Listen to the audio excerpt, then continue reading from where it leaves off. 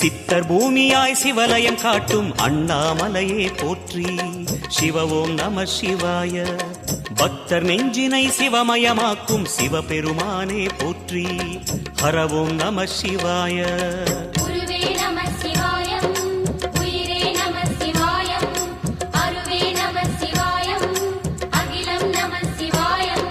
நம சிவாய நம சிவாய ஓம் நம சிவாய. நம சிவாய நம சிவாய ஓம் நம சிவாய.